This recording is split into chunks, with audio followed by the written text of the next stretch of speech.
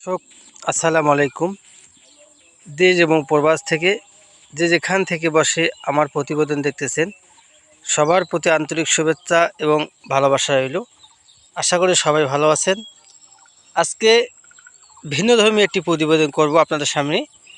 যে ভিডিওটা নিয়ে আসলাম এই ভিডিওটা আপনারা দেখবেন, শুরু থেকে শেষ পর্যন্ত দেখবেন, তাহলে আপনারা এই ঘাসটা সম্পর্কে জানতে পারবেন। আজকে আপনাদের যে ঘাসটা দেখাবো দর্শক, এই ঘাসটার নাম অজানা হাইব্রিড ঘাস। যারা খামারি আছেন, যাদের জমিতে 6 মাস পানি থেকে 6 মাস পানি থাকে না, সে সমস্ত জমিতে এই অজানা ঘাস আপনারা চাষ করতে পারবেন। এই অজানা ঘাসটা খুব নরম এবং রসালো এবং স্বাদযুক্ত। আপনারা দেখতে পাচ্ছেন কীরকম নরম। হ্যাঁ, খুবই নরম পাতাগুলো দেখেন কীরকম পাতা, খুবই নরম। গরু, ছাগল, কারল, ভেড়া সব প্রাণী এই ঘাসটা খাইতে পছন্দ করে।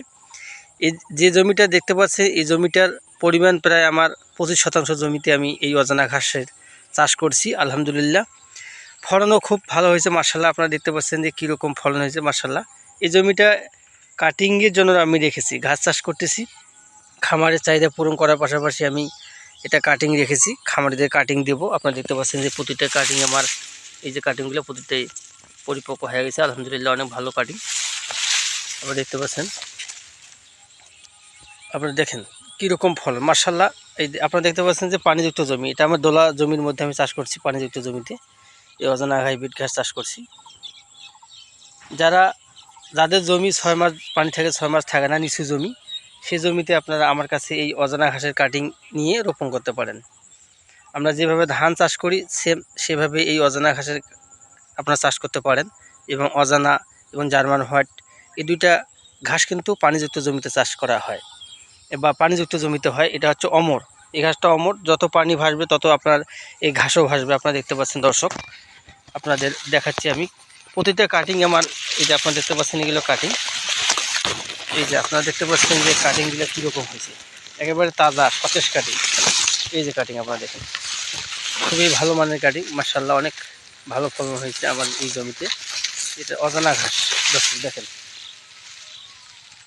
দেখেন কীরকম ফলন হয়েছে, খুব ভালো বাম্পার ফলন অজানা ঘাসের।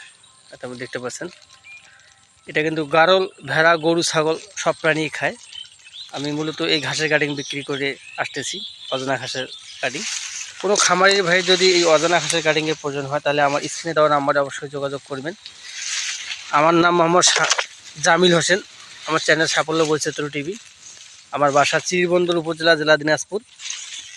কোনো খামারি ভাই যদি আমার বাসায় এসে অজানা ঘাসের কাটিং সংগ্রহ করতে চান তাহলে আমার কাছে এই অজানা ঘাসের কাটিং সংগ্রহ করতে পারেন।